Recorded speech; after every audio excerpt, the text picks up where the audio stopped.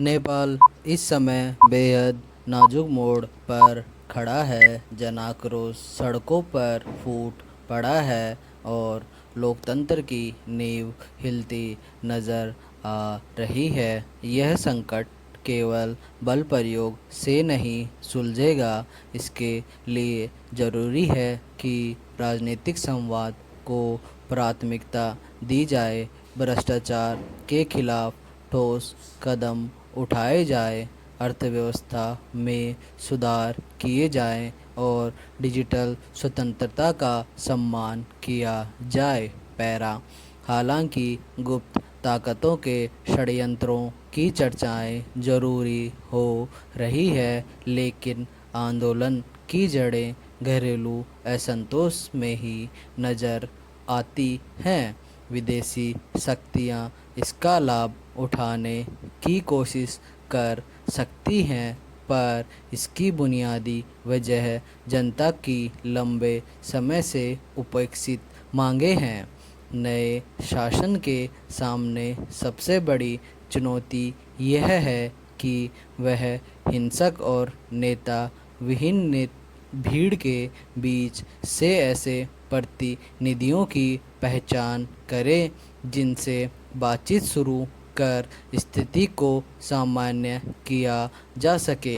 सेना की ताकत ने राज्य व्यवस्था को पूरी तरह ध्वस्त होने से बचाया, लेकिन दीर्घकालीन समाधान तो केवल राजनीतिक संवाद से ही निकलेगा।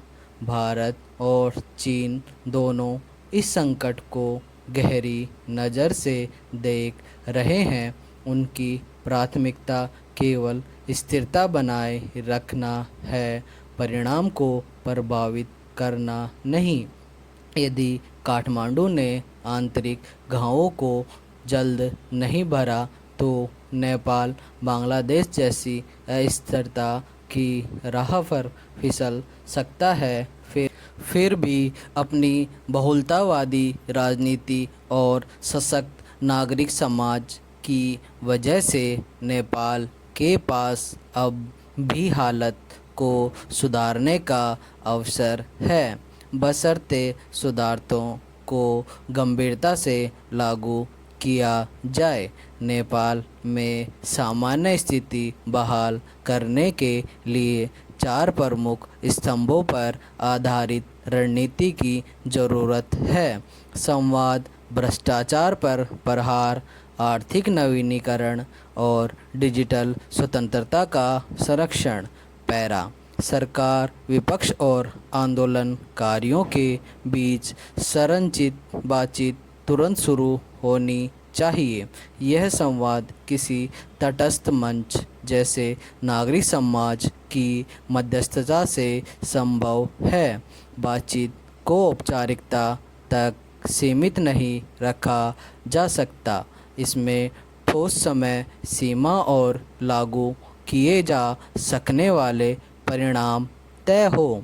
भ्रष्टाचार नेपाल की राजनीति की सबसे घातक बीमारी है। जनता अब केवल वादों से संतुष्ट नहीं होगी। स्वतंत्र भ्रष्टाचार निरोधक संस्थाओं को मजबूत करना, न्यायपालिका को निष्पक्ष बनाना और ई-गवर्नेंस को बढ़ावा देना जरूरी है। सभी दलों के भ्रष्ट नेताओं पर सख्त कार्रवाई जनता को संदेश देगी कि सुधार केवल नारा नहीं बल्कि हकीकत है। हर वरिष्ठ नेता पर भ्रष्टाचार के आरोप हैं। कुछ प्रशासन से असंतोष चरम पर है। असमानता, जलवायु संकट और आपदाओं ने युवाओं को बड़े पैमाने पर पलायन को मजबूर कर दिया है। विश्व बैंक की रिपोर्ट के अनुसार नेपाल की 82% कार्यशक्ति असंगठित क्षेत्र में है, जो वैश्विक और क्षेत्रीय औसत से कहीं अधिक है। रोजगार सृजन खासकर युवाओं के लिए सबसे अहम है।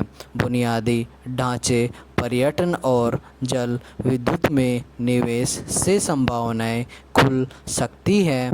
प्रत्यक्ष विदेशी निवेश आकर्षित करने और नौकरशाही की जटिलताओं को कम करने के लिए सुधार आवश्यक है। महंगाई पर नियंत्रण और खाद्य सुरक्षा भी प्राथमिकता में शामिल हो।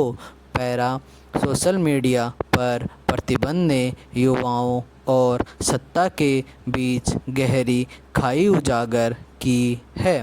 डिजिटल प्लेटफॉर्म केवल अभिव्यक्ति का साधन नहीं बल्कि छोटे कारोबार और नवाचार के लिए जीवन रेखा हैं।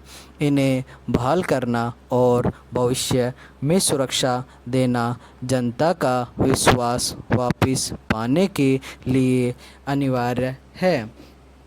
दमन के बजाय सरकार को साइबर साक्षरता कार्यक्रम और ऐसी नीतियां अपनानी चाहिए जो अफवाहों को रोके लेकिन स्वतंत्रता को न कुचले। नेपाल का यह संकट केवल एक फैसले से पैदा नहीं हुआ, भले ही सोशल मीडिया पर प्रतिबंध इसका तात्कालिक कारण था। 1990 में लोकतंत्र की बहाली और 2006 में राजशाही की समाप्ति ने जनता में उम्मीदें जगाई थीं, लेकिन रोजगार, पारदर्शिता और जवाबदेही में सरकारें नाकाम रहीं। भ्रष्टाचार, भाई जाति भतीजावाद और ठहरी हुई अर्थव्यवस्था ने लोगों को निराश कर दिया। युवाओं के लिए यह प्रतिबंध केवल डिजिटल स्वतंत्रता पर हमला नहीं था बल्कि शासकों पर विफलताओं को छिपाने की कोशिश भी प्रतीत हुआ। आंदोलन मुख्यतः घरेलू शिकायतों से उपजा है। इसमें विश्वविद्यालय के छात्र, बेरोजगार स्नातक और शहरी युवा आगे रहे। यह किसी स्थापित राजनीतिक दल के नियंत्रण में नहीं, जिससे यह तेज और अप्रत्याशित बन गया। फिर भी नेपाल की भौगोलिक स्थिति उसे बाहरी प्रभावों के लिए संवेदनशील बनाती है। भारत और चीन दोनों सतर्क है ताकि अस्थिरता उनकी सीमाओं और परियोजनाओं को प्रभावित ना करे। विशेषज्ञों का कहना है कि मौजूदा आंदोलन की एक विशेषता यह है कि इसमें भारत विरोधी नारों की पूरी तरह अनुपस्थिति है। नेपाल की सेना को हमेशा स्थिरता का प्रतीक माना गया है। उनकी तैनाती ने हालात काबू में किए, पर लंबे समय तक सुरक्षा बलों पर निर्भरता सेना की साख को भी खतरे में डाल सकती है। हिंसा को सीमित करना सेना कर सकती है, पर मूल समस्याओं का केवल राजनीतिक नेतृत्व के पास है।